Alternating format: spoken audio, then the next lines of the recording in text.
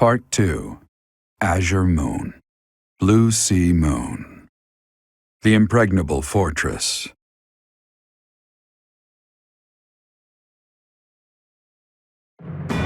When Claude steps down as its leader, the Leicester Alliance disbands, and its lords swear fealty to the Holy Kingdom of Faerghus. The chaos in the kingdom begins to dissipate as the people unite under Dimitri's rule. Riding this momentum, the kingdom army prepares to march south for a decisive battle against Imperial forces.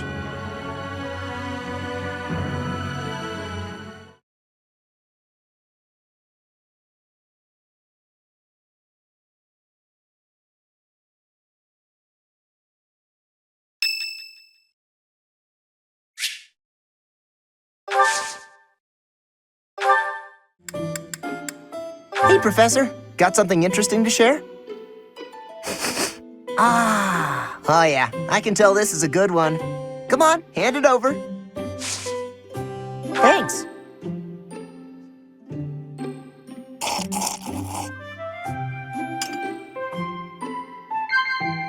Yeah.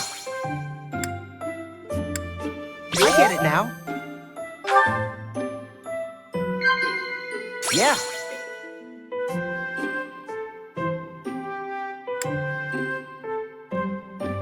Whoa. Huh? Yeah. They say hard work pays off, but I don't think that's always true. Either way, I'm gonna keep trying.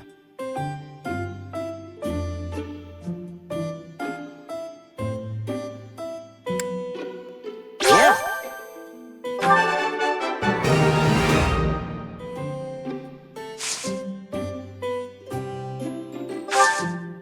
I can't believe it. I get it now. Yeah, I guess. I get it now. No way. Huh? Hey, Professor. Whoa. Unbelievable. Huh? Hey, Professor. Whoa. What's going on? You're staring at me like I did something wrong. I swear I'm innocent. Ah, hot.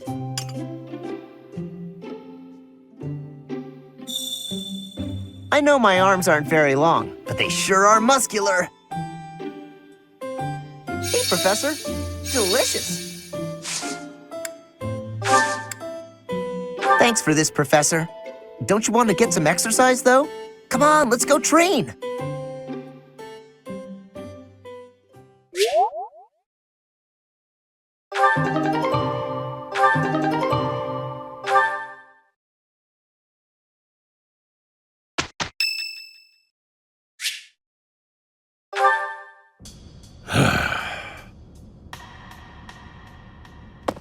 Ah, there you are. Hello. Oh, yes. Apologies. I'm struggling with some unpleasant thoughts. Since the war began, I've ended so many lives. You and your students got your hands dirty as well. Nobody forced you all to join the fight, of course. You did so of your own volition. Still, there must be something very wrong with the world for it to make children into killers.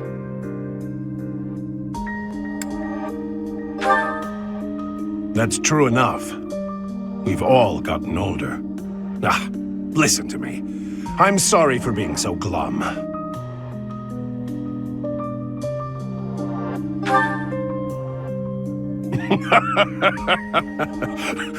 Well said. In truth, I don't think any expression will improve my looks. I'm a brute, no matter what face I pull. Ah, you really are just like Gerald. When I was down in the dumps, he'd cheer me up with a playful quip.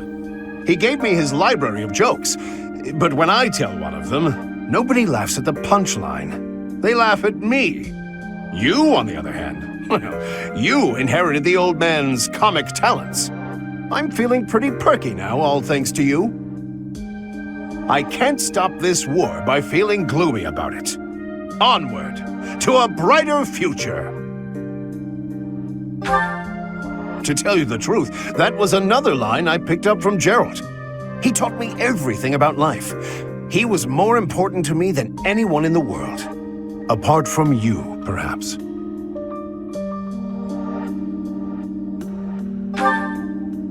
Oh, sure, there's that, but not only that. When I look at you or see you fighting in battle, it's like I'm seeing a sibling. But at the same time, it's like seeing something sacred and powerful. Something I must defend. You're so important to the future of Fodlan, and to me. I promise to continue protecting you with the strength of a knight and the love of a big brother.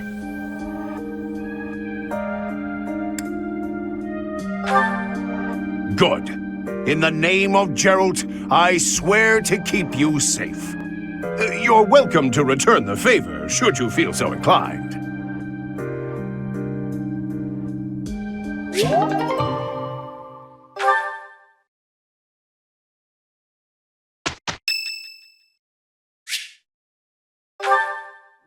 Professor, thank you for helping me with my training. I'd love to do this again if possible. Your advice is always so useful. Everyone thinks you're a wonderful teacher. You account for people's weaknesses while capitalizing on their strengths. Initially, I wasn't sure you paid too much attention to your students. Clearly, I was wrong. After all, were that the case, you wouldn't be capable of providing such useful feedback. I'll continue to learn and grow from your instruction, Professor. I just know it. You think I'm determined?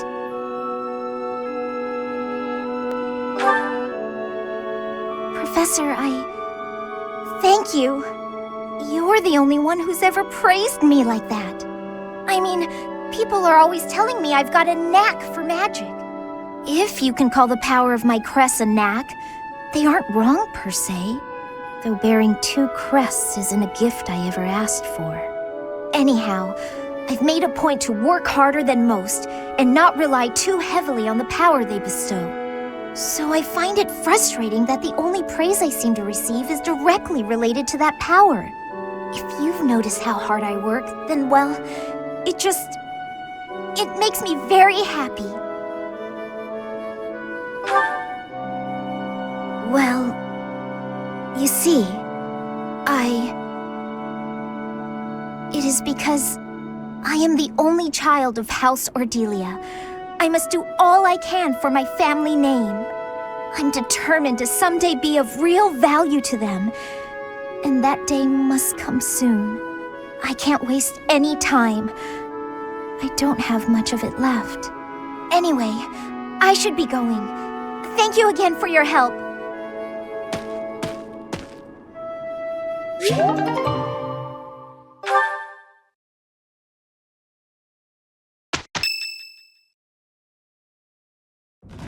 We will finally have our decisive battle with the Empire this month. The Eastern Lords are in the process of consolidating all of the troops within the entire kingdom.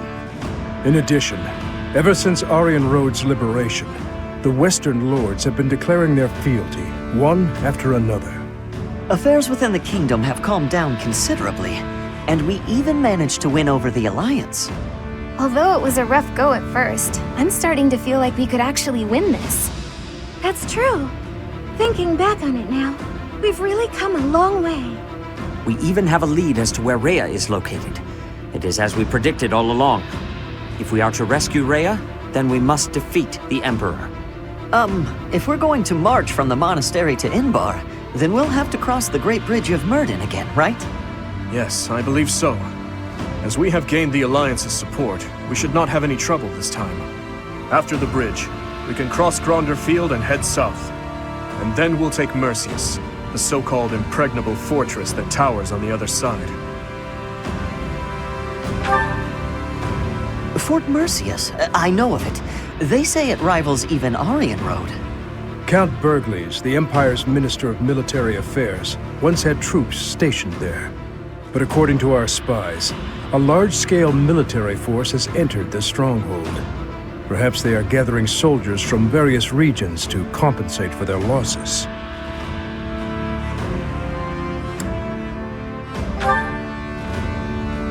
is unlike you to worry so. But I feel we have no choice but to strip that place of its impregnable reputation. Once we take Fort Merceus, Enbar will be within reach. This is the Empire's last chance to stop us from arriving at our goal. In other words, if we take this fort, then our blades will be at the Emperor's throat in no time. If this is the last fort between us and them, then the Emperor will likely do everything she can to strengthen its defenses. I just received a report on that very subject. The one commanding the troops stationed at Fort Merceus is someone we have crossed blades with many times. It is the Death Knight who awaits us there. Oh, so that's who we'll be battling. Emil.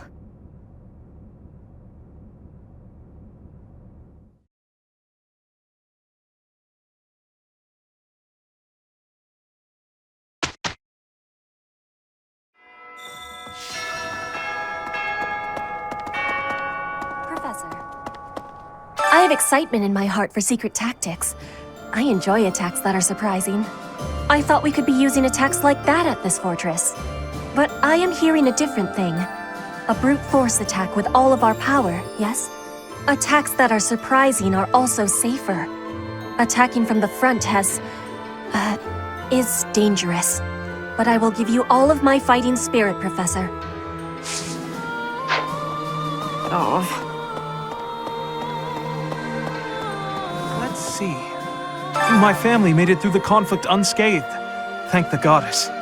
It seems that Deirdre was the only place to really get caught up in the fighting. Did Claude intend to spare the Alliance territories from harm? If so, he's a truly admirable leader. Speaking of Claude, I wonder where he is.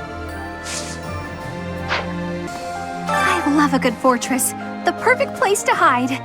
This one's impregnable too, isn't it? Perfect! As soon as we take it, I'll set up a special spot for Bernie. Now that you mention it, I guess it is pretty huge.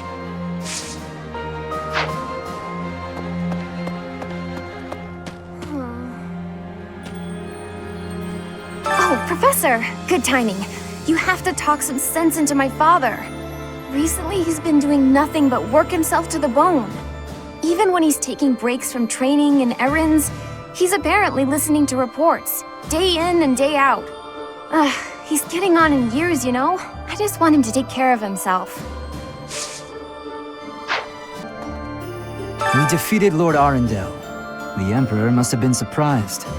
If we can keep up that fervor, perhaps we'll capture Fort Merceus and move on to the Imperial capital. We must not be overconfident, though. Yes, I concur.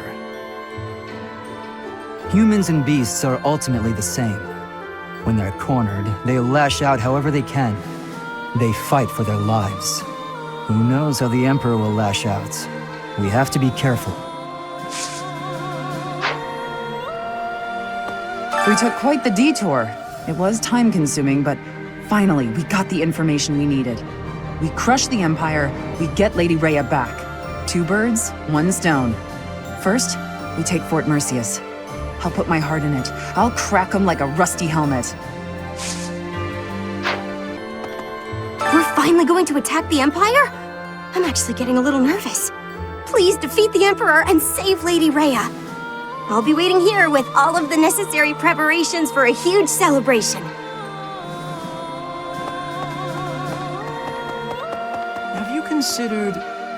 Attacking an impregnable fortress head-on is rather impressive, or suicidal. Depends on the day, really. You know Fort Merceus' nickname, I assume. The stubborn old general?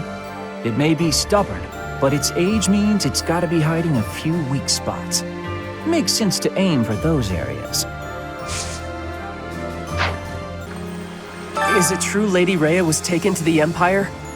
Why'd they take Lady Rhea? Professor, they didn't take her to kill her, did they? Yeah, good point. If they did, we'd have heard about it by now. You gotta help her, Professor. I'm begging you. Greetings, Professor. Nothing to report. Is it true that we'll be assaulting Fort Merceus next? That doesn't sound like the brightest idea. I've heard that it's built to withstand an attack from even the largest of armies. And not to tell you how to do your job, but don't do it. I'm not ready to say my final goodbyes to everyone.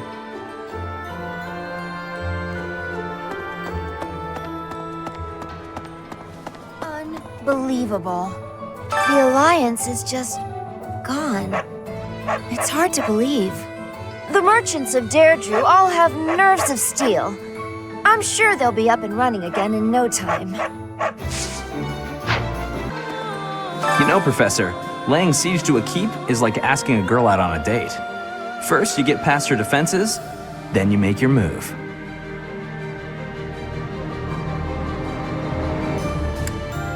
See, you get it.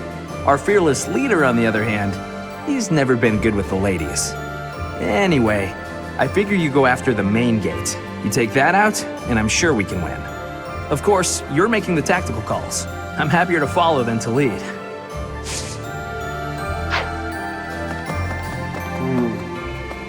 True. The Death Knight is guarding Fort Mercius. The same one who was linked to Monica and to Flame's abduction 5 years ago. Anyway, he's one of the monsters responsible for Captain Gerald's death. We have to defeat him.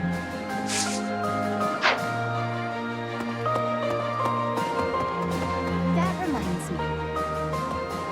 The Alliance dissolved so suddenly.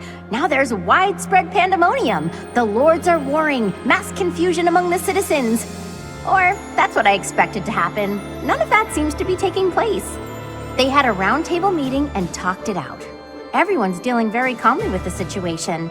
I guess if Dimitri turns out to be a crazed despot, then there really will be chaos.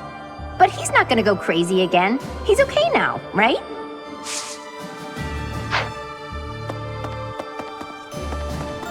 Definitely. I traveled to Kingdom territory because I was nearby. I did some good business. Apparently, supplies are needed to reconstruct the Kingdom capital and the surrounding towns. I wonder where I should go next. With the Empire destroyed, the borders within Fodlan will likely become a thing of the past. With that, the rules of trade will change. Personally, I'm excited to see what these changes will bring. The Alliance has really been disbanded? I never thought such a thing could happen. As long as it doesn't negatively impact our lives, I don't care much whether we're the Kingdom or the Alliance. Have you heard of the Crescent Moon War? That's when the Alliance won their independence from the Kingdom. Some 300 years ago, the ruling Duke of Leicester died without an heir, and the lords with blood ties to House Blathen took that chance to propose ruling the Leicester territory as a republic. The head of House Regan led the Leicester lords and fought fiercely with Faerghus. They won independence from the Kingdom. And now, here we are. How's this? Weren't the Kingdom and Alliance once part of the same country? If you think about it that way, it makes sense for them to unite. I suppose the Kingdom was once part of the Empire as well. Even if Fodlan came together, I wouldn't be surprised if it fell apart again. Wake up, eat, train, eat, sleep. We gotta prepare for the assault, but that hasn't changed my routine. All that training and eating I do is for the sake of Fodlan. Gotta stay strong and fed to keep it safe. Fort Mercius is next, huh? Ah, the memories. It's a huge stronghold in my father's domain. The town's completely surrounded by high walls. I used to run around there when I was a kid. Way back when a fortress was just a playground for me. Yeah, those were the days. Is that so? Just as we suspected, Lady Rhea was taken to the Imperial capital. We must get to the capital as quickly as possible. So many people are worried sick about her. I do wonder when Claude managed to learn Lady Rhea's whereabouts. He's pretty shrewd. I can't help but admire him. I wonder where Claude will go. From the sound of it, he's leaving Fodlan altogether. He was strangely gallant about the whole thing. Even left his relic behind. Elusive and mysterious to the end, isn't he?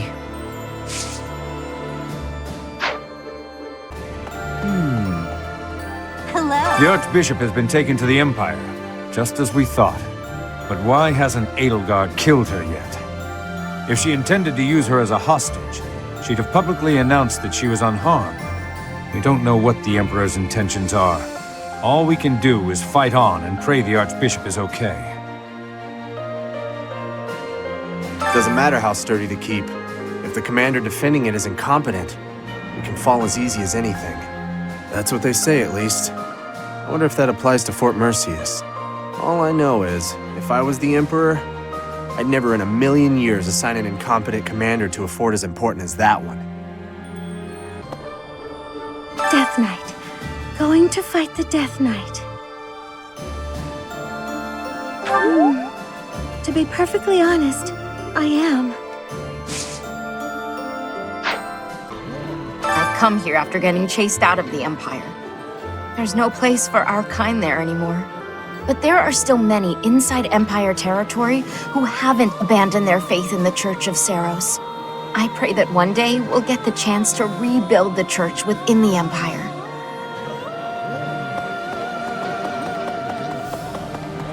I have a thought. So Lady Rhea was in the Empire all this time. Wish I'd known that 5 years ago, but there's nothing we can do about it now. What we can do, though, is topple the Empire. Will you seize victory with us, Professor? For the sake of the late Captain!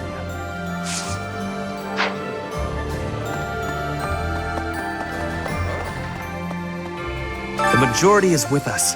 This conflict will end soon. I am so moved by the decision that Claude and the Alliance nobles have made. That is true nobility, acting in accordance with the people's needs and wishes. As war drags on, those living near the front lines inevitably get the worst of it. Still, Edelgard will not give in. She will push to complete her mission, no matter how many people die. Not everyone with noble blood has noble ideals.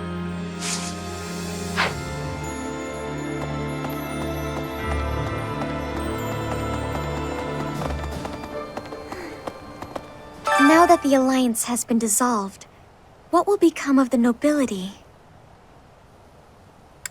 No, my adoptive father knows how to get by. I'm sure he'll do well for himself in the kingdom. All of Fodlan is going to change. I suppose I'll have to change with it.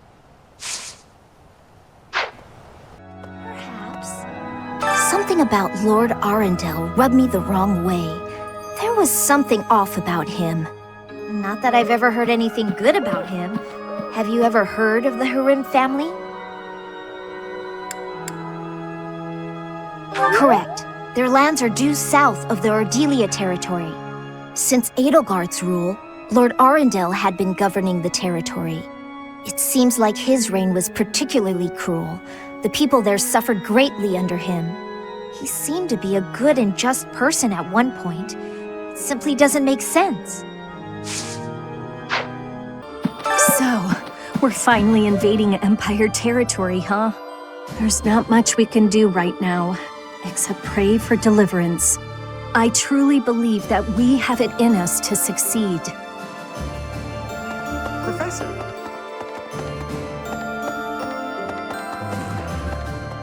Even in the kingdom, only a few people knew about His Highness and Edelgard's relationship. Me? I always knew those two to be like brother and sister. To think that we would come to see this world, where they are at war with one another. I live it, and can still barely imagine such a truth. Fort Mercius is a keep that was constructed to defend the Imperial capital, Enbar. We cannot enter the capital without first capturing that fort. But once we have it, the city should be almost entirely at our mercy. Now that we know Rhea is there, we must move with the utmost urgency. The Death Knight. I shudder to think of him. Professor, you remember my connection to him, do you not? I am still working through the trauma from back then, all these years later. If we meet him, I swear I will have my revenge. each step closer to Enbar, I'm reminded of another part of my past. Riches and poverty, glory and failure. That city has it all. And if I'm honest, sometimes I miss it. That's how the past works, though, isn't it? It's always a different story than what you really lived. Fort Mercius is the Empire's single most fortified military installation. Utterly impregnable, they say. I wonder, do you happen to know the nickname given to Fort Mercius? Indeed, a very good answer. But of course, you'd know that. Seems Fodlans give everyone and everything a nickname. Why, you were called the Ashen Demon. Myself, I have been called the Father of Crestology, which is a nickname as well as a title, I suppose.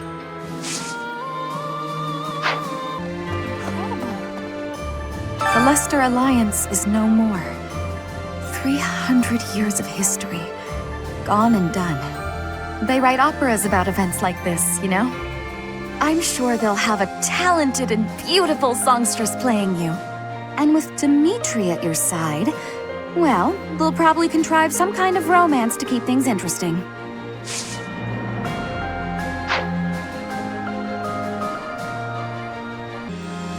It appears that Claude has dissolved the Alliance.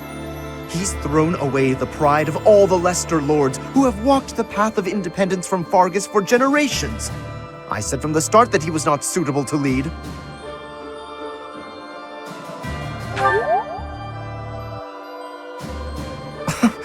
Well, times have changed, haven't they? I suppose we can trust the kingdom now.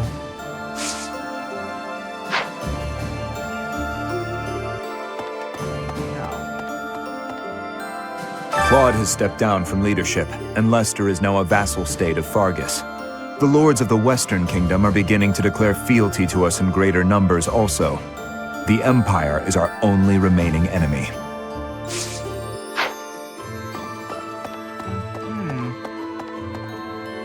From this point onward, we're in all-out war with the Empire. Are you prepared, Professor? I'm glad to hear it. That means we can approach the coming battles with peace of mind. First, we capture Fort Mercius. The fighting will undoubtedly be brutal, but we must prevail. As far as this army and I are concerned, you're our last ray of hope. We are relying on you.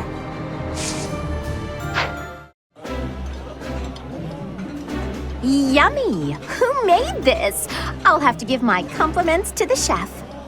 Eating delicious food really takes my worries away.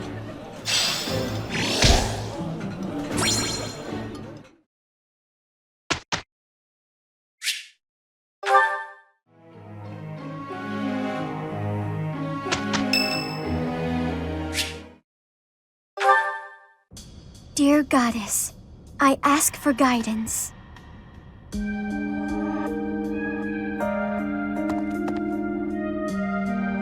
Professor, you're always watching over me, aren't you? I've spent my life avoiding people, so I wouldn't have to expose them to this horrible burden of a crest. My father was born with it as well.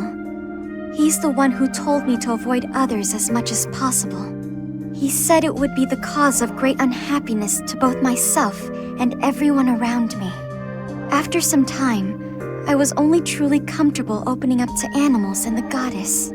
Do you remember the time you asked what it was I prayed for? Yes, but that wasn't the case. Back then, I felt that my life served no purpose and that I was nothing more than a burden. In truth, I was begging the goddess to take me to her. That was my daily prayer. But now I fear the idea of dying and being left alone. I have friends who accept me for who I am now, in spite of my crest. And I have you watching over me. I finally learned to accept the kindness and warmth of others.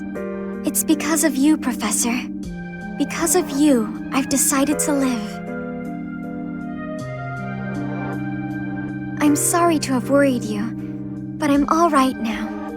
I'm still not ready to tell everyone about my crest, but I feel that the burden of my curse has been lifted.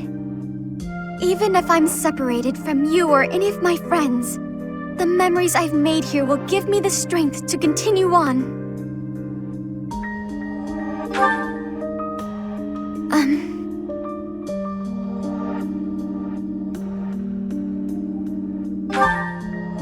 Oh, I'm sure I'll have the strength to move forward if we're together.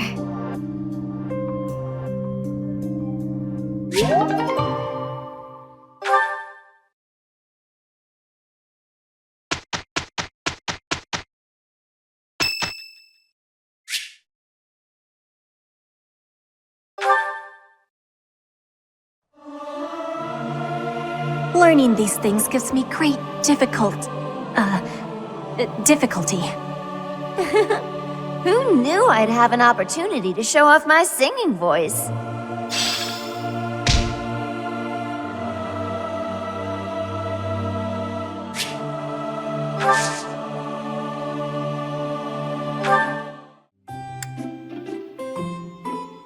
I'm honored that you invited me. You know about my favorite tea. I am moved. I am ever so grateful. Delicious.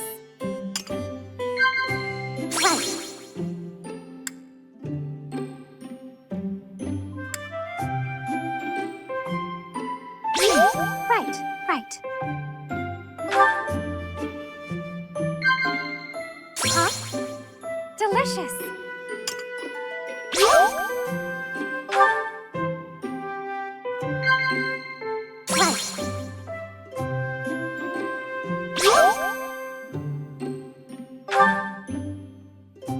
Have you any idea how many types of fish there are? It is unthinkable. They're different sizes, shapes, colors. Oh, I find it fascinating. Right.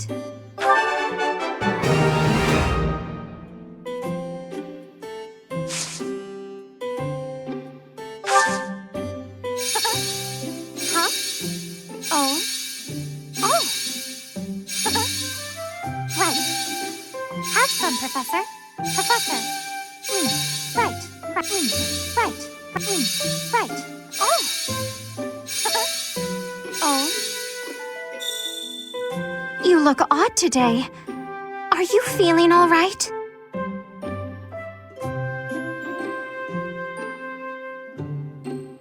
Have some, Professor. It is a different style from everyone's uniforms, but I do love the patterning on the hem.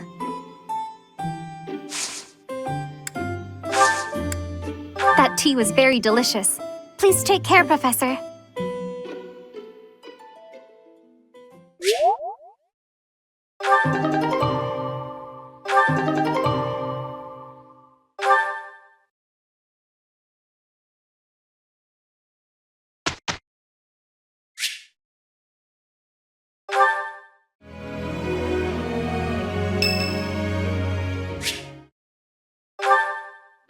Hey, Professor. I think you've been working too much lately. The battle's gonna keep going with or without you, but you're the one doing the most out there. It's real impressive how you can focus on giving orders and fighting. I don't think I could do both in the same battle. I see you running all over the place, even after the battle's over. I just don't want you to wear yourself out. Oh yeah? As soon as you say you're fine, that's when it hits you. No offense, Professor, but don't you think some folks might be taking advantage of you? Like when you gave that speech to the troops. That didn't seem like something you wanted to do. I know you gotta follow orders on the battlefield, but you shouldn't have to do things off the battlefield if you don't wanna. What do you mean? Like studying? Sure, it's not my favorite thing in the world, but that was to keep my little sis fed. I had good reason for it. The same, huh?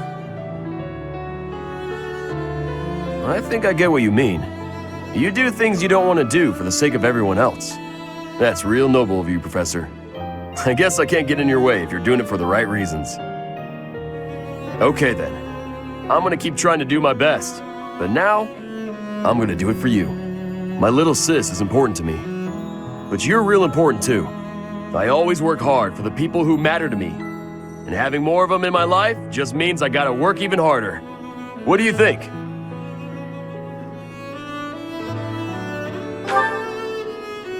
Really?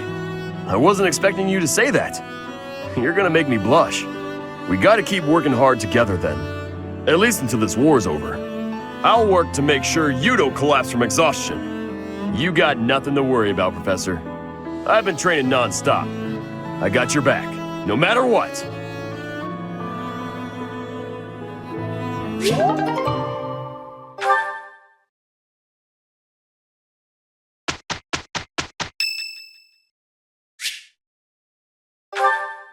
I can't believe how long it's been since I left home. Since I was dragged out of the house, I mean.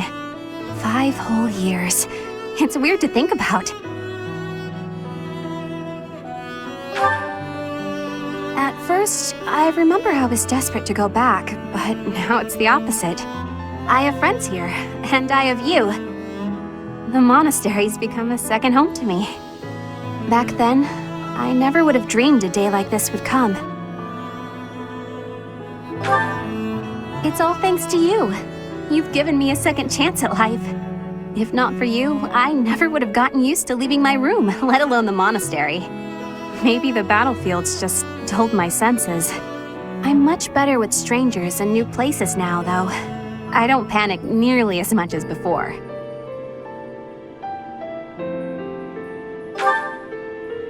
A new place? All on my own?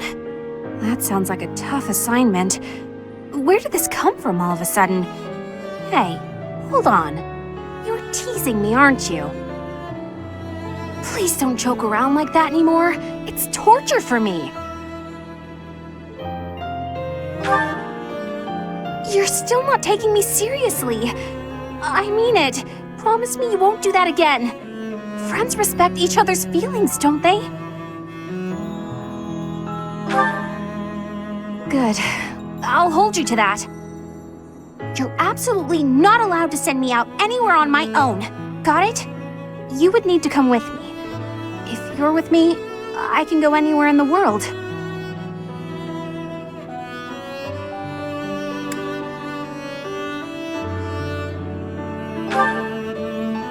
No, that defeats the purpose. Why can't you get what I'm saying? Oh, that's enough. I need some time alone.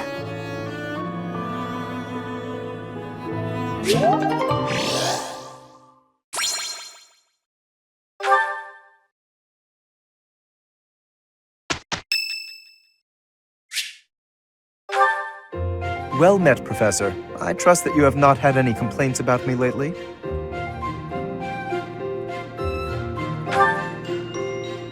Good. Please, accept my most sincere apology for any discomfort I may have caused you. I've decided that it would be inappropriate for me to continue my search for a spouse while we are at war. I expect that means you will not be receiving any more complaints. I hope that puts you more at ease. Actually, the introspection I've gained setting aside my search has motivated me to amend my conduct.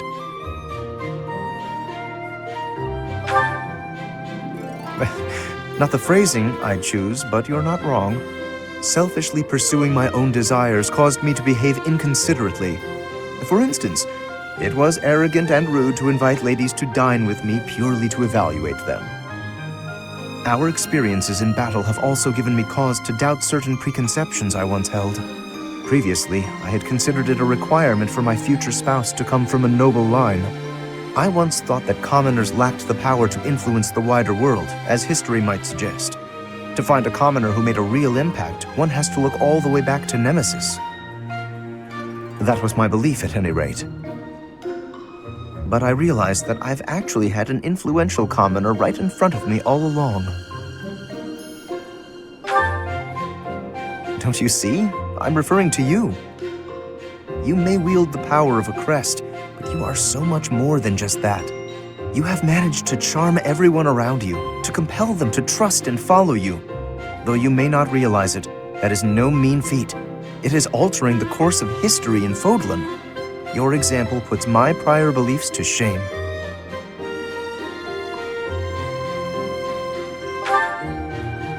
I appreciate the kind words. I have always sought to embody the ideal of nobility. That, at least, is a goal I continue to stand by. But now I know that bloodline alone is not sufficient to gauge a person's worth. I've learned much of this from you. You are humble and open-minded, despite your power and skill. That is why I, at least, find you so charismatic. Perhaps that is the wrong way to say it. What I mean is that you set an admirable example. I can only hope someday to be your equal. Of course, you had better keep an eye on me, because I can achieve anything I set out to do. For I am none other than the handsome and talented Lawrence Hellman Gloucester.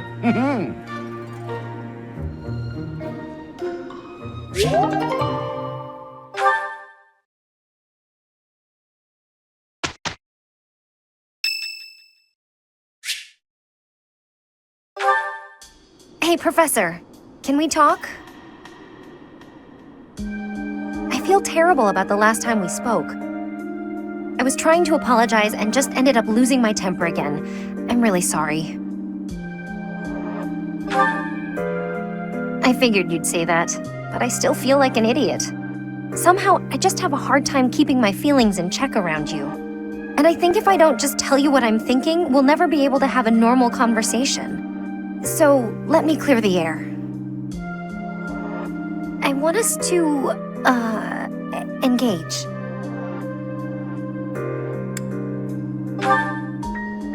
Yeah, wait, what? No, I mean in a duel. I know it's a sudden thing to ask, but I'm not going to feel settled until I know where I stand. Would you do that for me?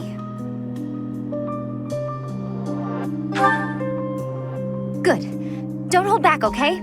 I want to see you at your absolute best.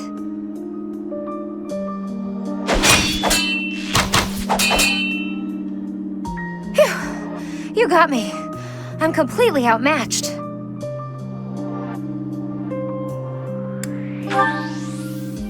Maybe, but you were definitely stronger. Honestly, that's what I needed to see. You're a true successor to Captain Gerald's style of swordplay. I almost felt like you were him. I thought I was competing with you, but that's as pointless as competing against him would have been. So instead of that, I'm going to focus on keeping the promise I made to him. Captain Gerald said that if anything should happen to him, I'd have to support you in his place. He didn't sound serious at the time, but it was right before before we lost him. So I've decided. I'd like to do just what he said.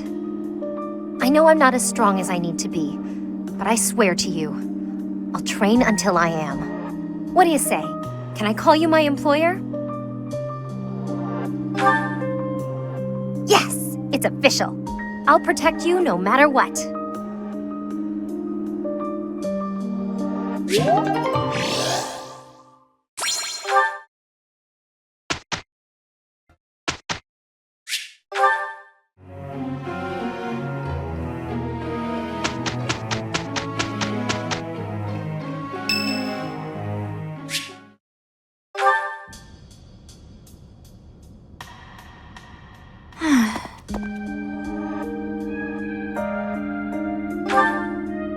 Oh, hello, Professor.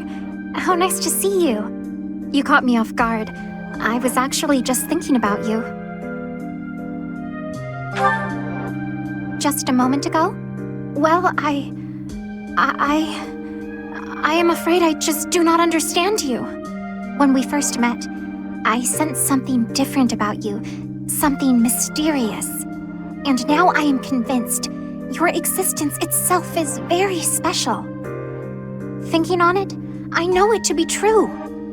You have a crest that should have been lost long ago. You wield the sword of the Creator as if it is nothing. Your hair and eye color changed on that day 5 years ago, to the same sort of color as mine and my brother's. I do not know. My brother refuses to speak to me of it. Since then, you have led us into battle and, thus far, We have always come out victorious. Your comrades and colleagues adore you. They believe in you, in your strength. I doubt there is a single soul who is likened to you. Who are you, really? I simply do not understand. Whatever the case may be, having hair like mine is proof that there is something exceptional about you. I may as well come forward with things. I, too, am unlike others. Surely you recall when I was targeted, specifically for my blood? I may not be special in the ways you are, but my blood is rare.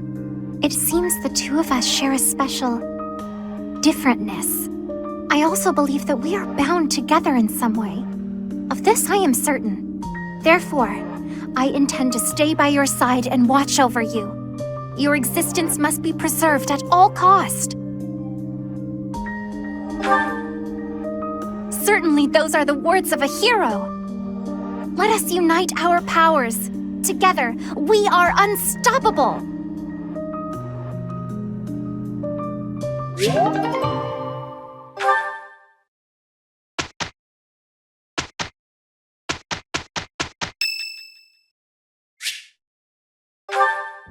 May I discuss something with you?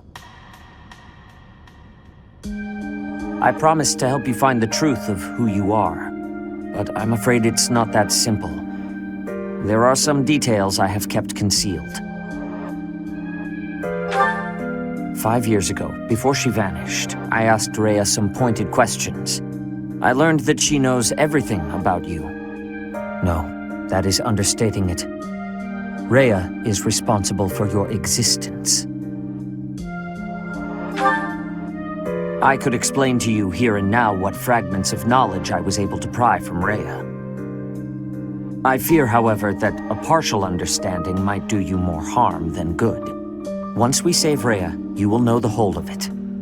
For now, that is all I can tell you.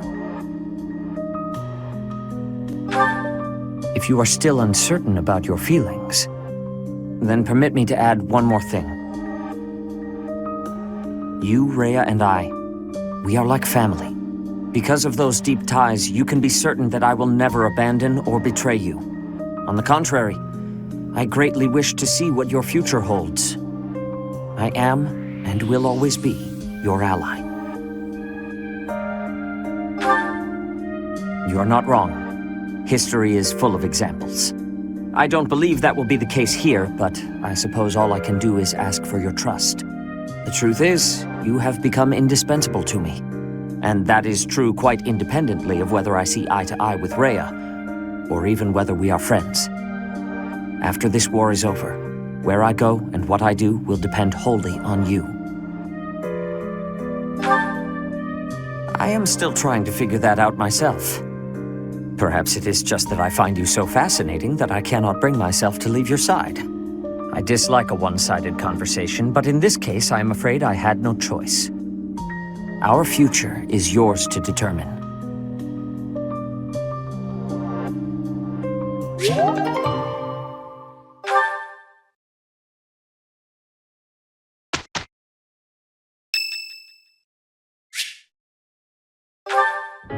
Professor, please do not be concerned. I just did too much overworking and lost my strength. Yes, I have no problems. Accept my apology for giving you worry. I have sorrow. I am sorry to be fainting at a time like this. Even though I was not asking for your care and attention, you gave it willingly. I am thinking that is incorrect. Will you have a listen to me? There is something that I must be saying. I am thinking you already have knowledge of why I came to Vodlin. Not for studying, but as a hostage for the Empire. So that Bridget would not be rebelling anymore. It feels like a knife against my throat. That I am making my grandfather obey the Empire. If I were running away from the Empire, then Bridget would be defeated. I am not having any options. To be living, I must be fighting to win. For Bridget to be living, The Empire needs to be crushed. So I must be crushing the Empire. That is what my people are wanting from me. And what my grandfather, the King of Brigid, is wanting. My want? I am not knowing of that. The wants of my people are something I have power to achieve. Their wants are my own. What I really want... I have understanding. Wait, no, I actually do not have understanding. Yet. What I am understanding is that there is something I am not understanding. Before the war is over, I will have understanding. That you can be counting on.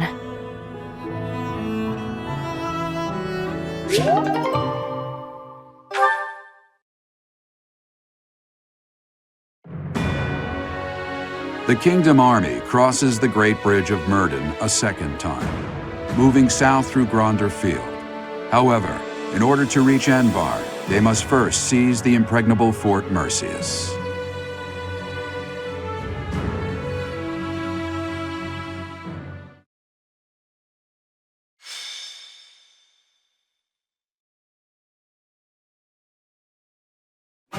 Fort Mercius.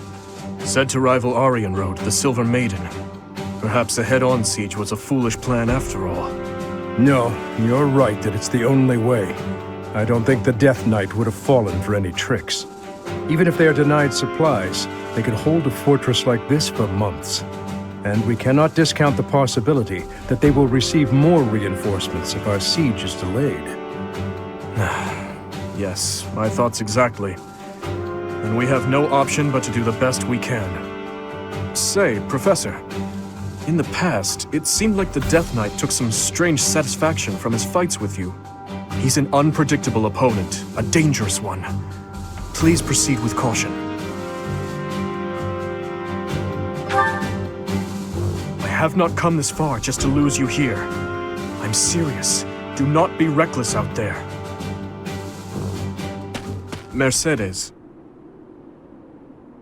So, the Death Knight really is inside that fortress. Dear Emile. I want you to know that no one is forcing you to battle with us at the front lines. I support whatever you decide. Please stop. We can't have you saying that. You and I are the same after all. We both have to fight our family for the good of the world. And since that's the way it is, I couldn't live with myself if I was the only one running away from this battle. I will bring Emile back to his senses. I must. I'm his big sister after all. Understood. Stay safe out there, Mercedes. That woman approaches. Report! The main gate has been breached. You are finally here. Will Death's scythe claim you? Or will I fall to that sword of yours? And Mercedes, here you are as well.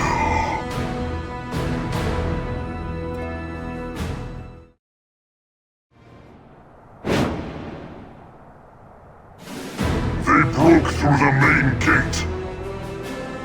Trample them, all save that woman.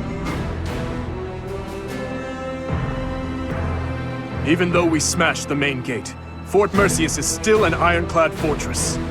And the enemy commander is the Death Knight. We must not falter in our assault. I now see why they call this keep impregnable. Everywhere you turn is defensive weaponry. We must capture all of those locations as we push forward. If even one of them takes a shot at you, we will be in trouble.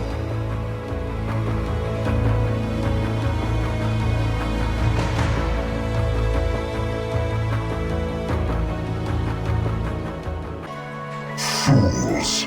Push forward and surround them!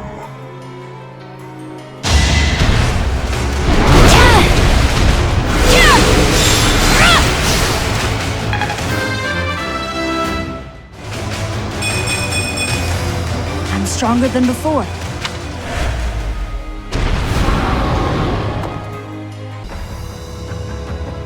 Worrisome. They have a leader capable of summoning reinforcements. If we find and strike down that person, we can prevent further interruptions.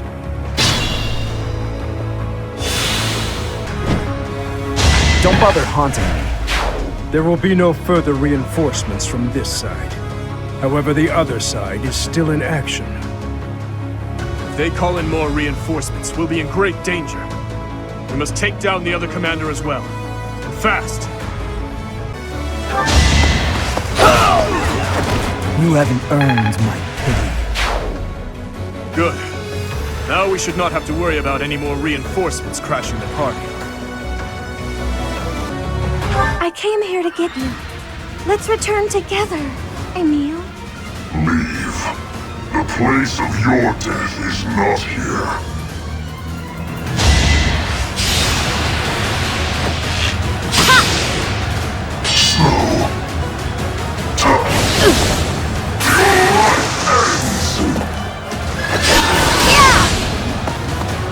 I must pull back. Please, be safe.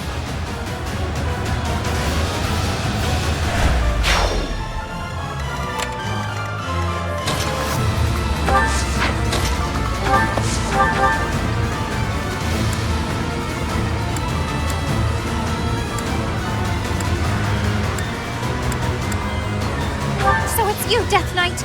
Remember me? You again.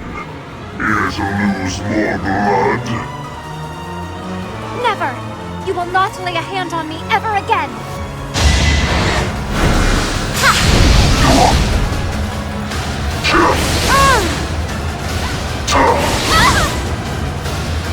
I am sorry.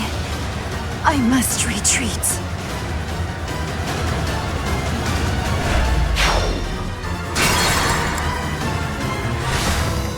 At your service. You're stronger now. Whether I kill you or you kill me, I'm looking forward to this.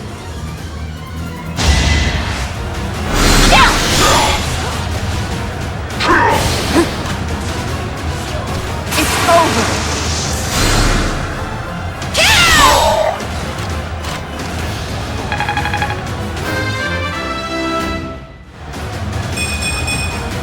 I aspire to be my best. You dare stand between me and my pleasure?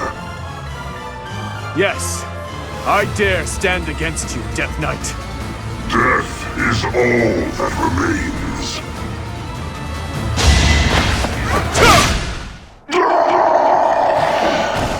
To kill, to die. To know one without the other would be maddening.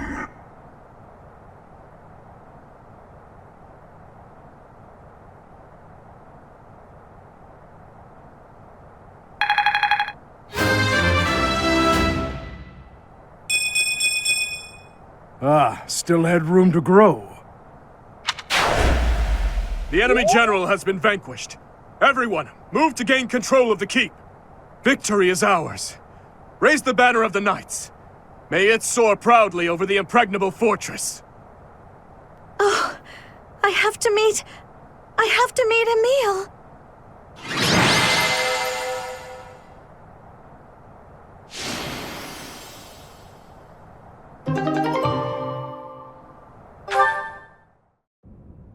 Emil. I'm so sorry. This is all my fault for leaving you behind when I left House Bartels. I should have gone back for you sooner.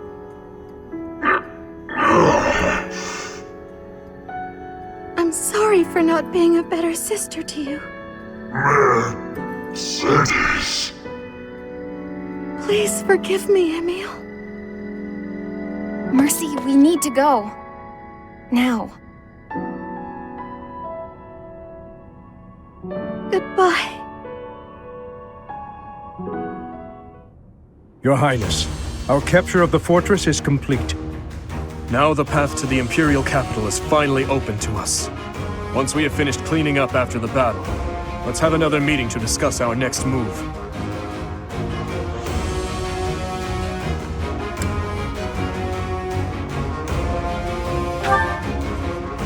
Naturally, but it matters not.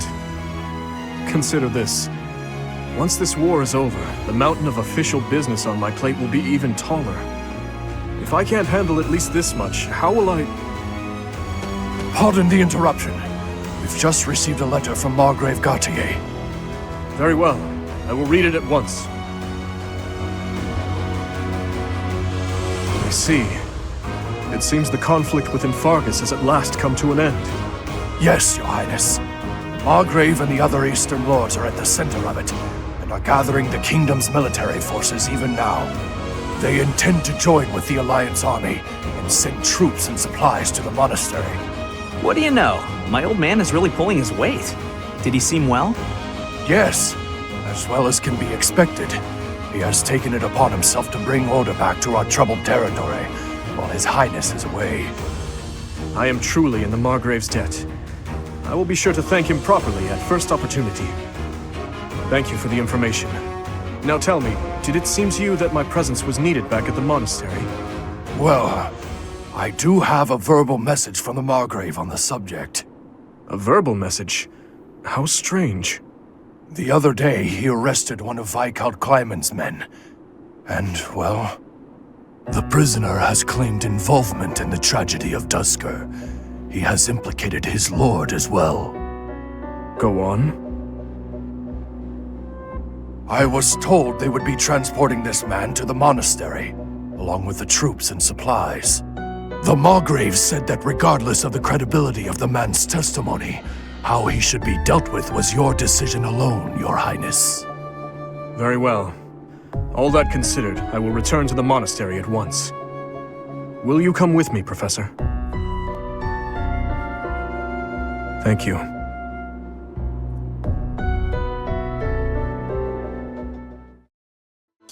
Your Highness, it falls to me once more to instruct you in the ways of battle. It does not befit a leader to fight on the front lines.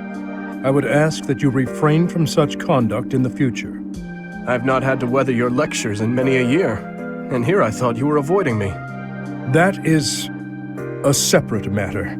You have a duty to consider the value of your own life. Your words ring true, of course. I admit, I was a bit careless out there. However, I have always been a man who is good for nothing but war. To best support our cause, I must carve a path through the battlefield with my own hands. I truly believe that will lead us to victory.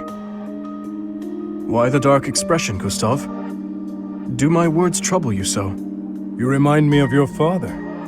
His Majesty once said the same thing more than a decade ago, during the Northern Campaign.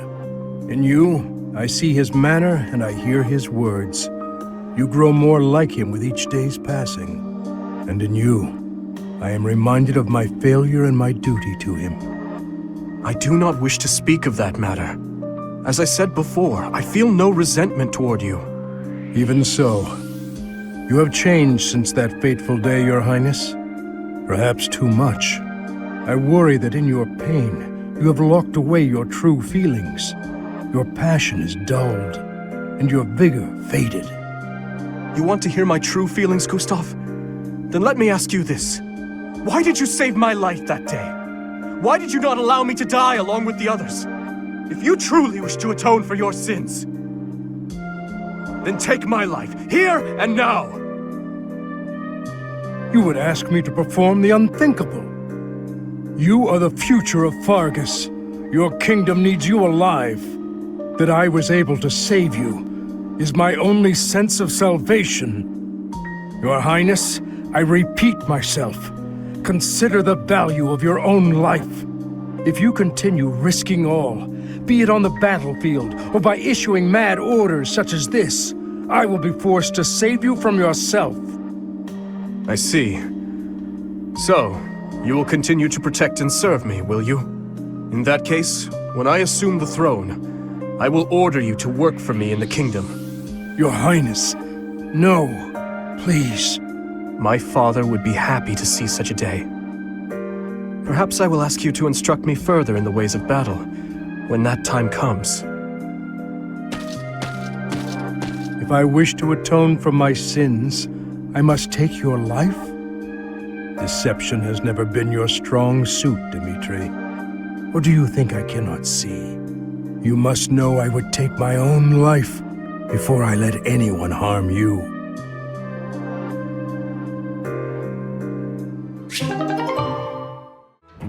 Your Highness, missing the day's training? How unlike you!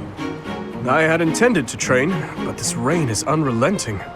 Yes, it's really coming down out there. Makes it hard to go outside, I suppose. It's pouring so hard, I can't help but feel poorly.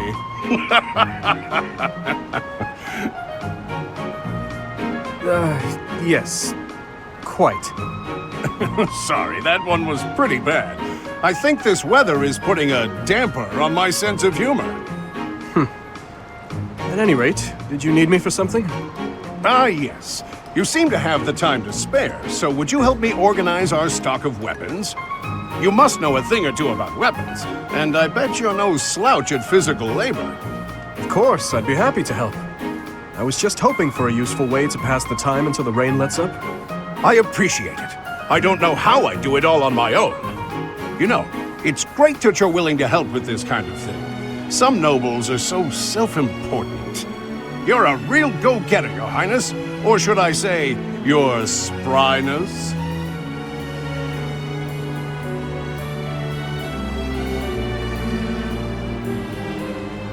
Maybe that was disrespectful. If he's going to lop off my head, he'd better go ahead and do it. I can't bear the silence. Listen, Your Highness, that joke, I didn't mean to... I just... Huh?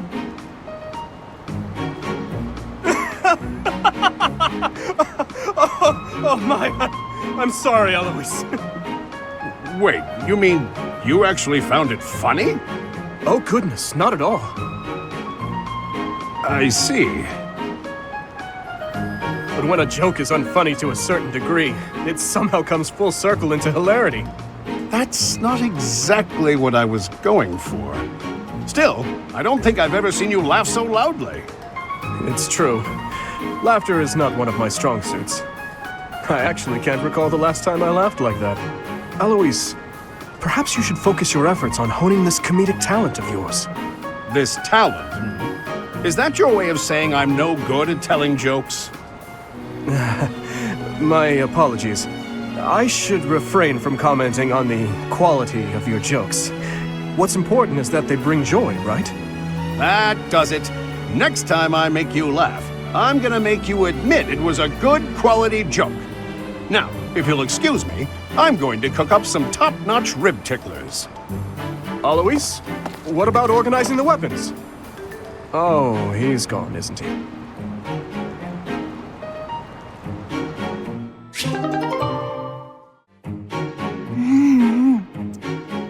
Yum.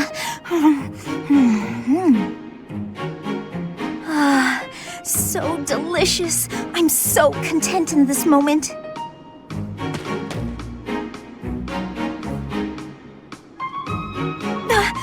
Felix! Lysithea, you look mortified. How long have you been there? Were you watching me? You were, weren't you? I was, yes. For once, I thought I had some privacy. Did you say something? Huh? Nope. Didn't say anything at all. Here. What's this for? I'm buying your silence. With cake. Take it. I'm not sure what to be silent about.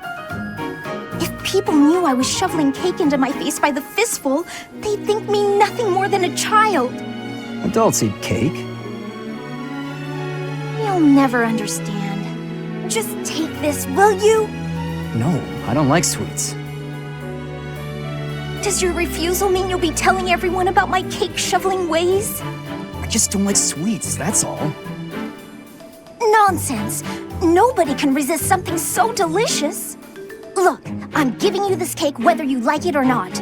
Eat it, toss it, throw it at an unsuspecting victim. The choice is yours. Just please don't mention this to anyone. What was her problem? And what am I supposed to do with this cake?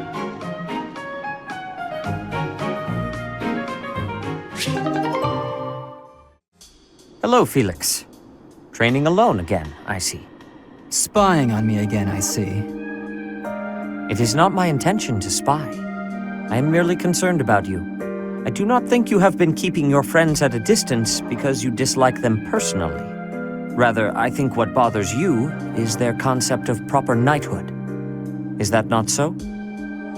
You really have been watching me closely. You're correct. I don't understand why they revere knighthood. I won't be friends with anyone who believes in that nonsense. Do you feel that way because of what happened in the tragedy of Dusker? I have heard the story. Your brother was one of the royal knights. He gave his life to defend the prince. My brother was doing his job. My father is the real problem.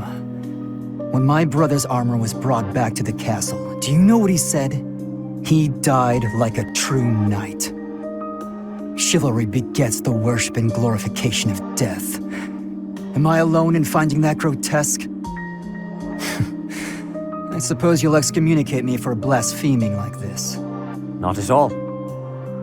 I am not a knight, so I have no intentions of lecturing you about chivalry. So long as one's conduct is consistent with the teachings of the goddess, it is up to the individual to decide right from wrong. In that case, I'd like you to formally pardon me for not having friends. You require no such pardon. This is merely advice from an old man to a younger one. As unwavering as your convictions may be, the others also feel strongly about their beliefs. If you hate all those whose beliefs are different from yours, you will hate everyone eventually. People with exactly the same beliefs as you simply do not exist. You do not have to change your beliefs, of course. But you do have to accept that others feel differently. That is my advice to you. I will speak no more of it. Sedith, can I ask one thing? Why are you going out of your way to tell me this? Why bother with me at all? Because I trust you. Now that I've heard what you have to say, I trust you even more. I am also a rather eccentric person. I thought you and I might get along. I see. You've gone to so much trouble. I may have to start making an effort as well. Good. Do not take this the wrong way, but I hope you will surpass my expectations.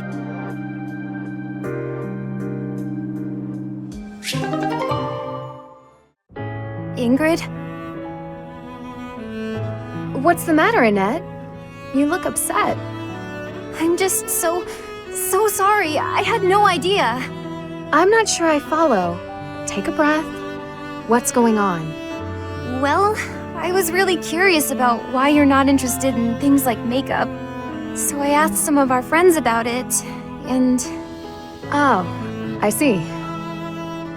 I imagine they mentioned that my family was fairly poor, and they probably also mentioned that I lost my fiancé. Correct? They did. I'm so sorry. It was thoughtless of me to try pushing those things on you. It's perfectly fine, Annette. It's true, my family struggled financially. It wasn't easy growing up, but it taught me values I wouldn't have learned otherwise. And we weren't so poor that I consider myself deprived. I'm sure my family would have bought me makeup if I had wanted it, but it never mattered enough to me. Not then, and not now. Oh, so you just never sought that stuff out?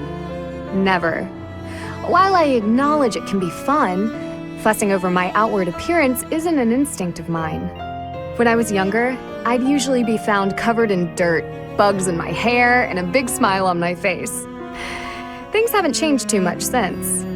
Then, when my fiancé passed on, my priorities shifted even further.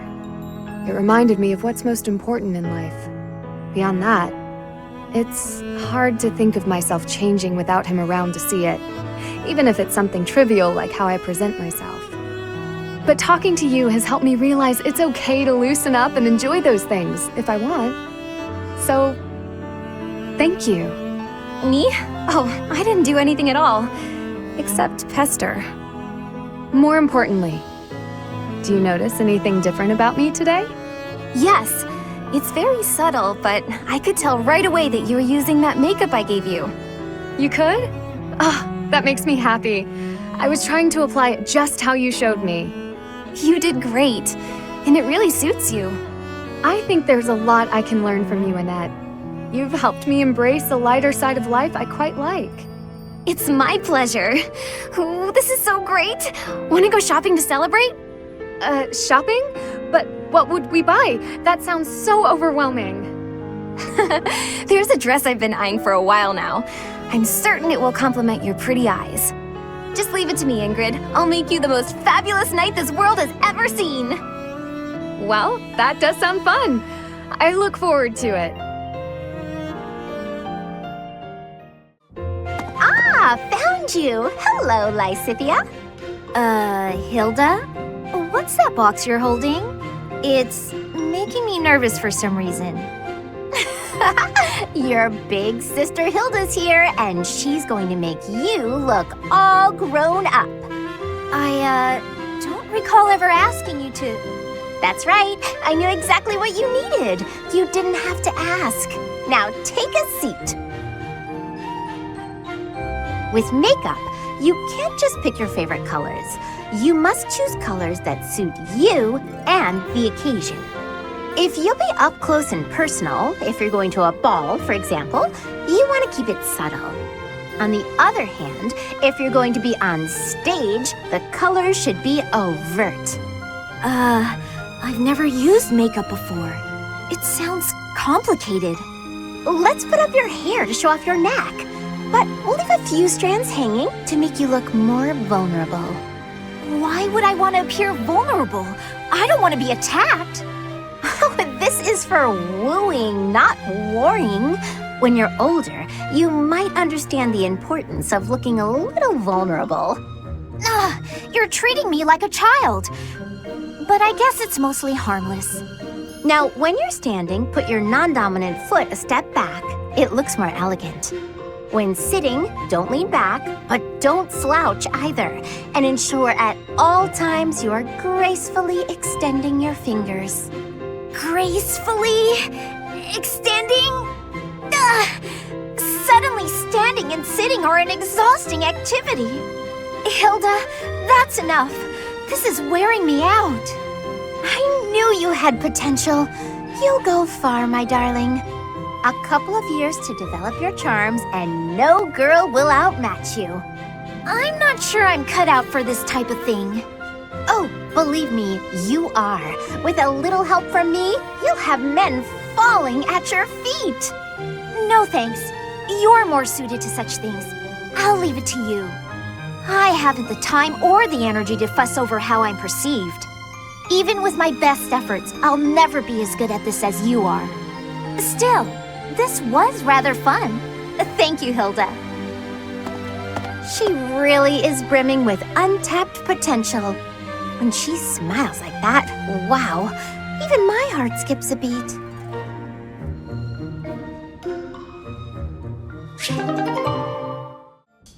Hello, Bern. Oh no, what did I do this time? Did I offend you? Is this your revenge? No, not at all. I just want to talk.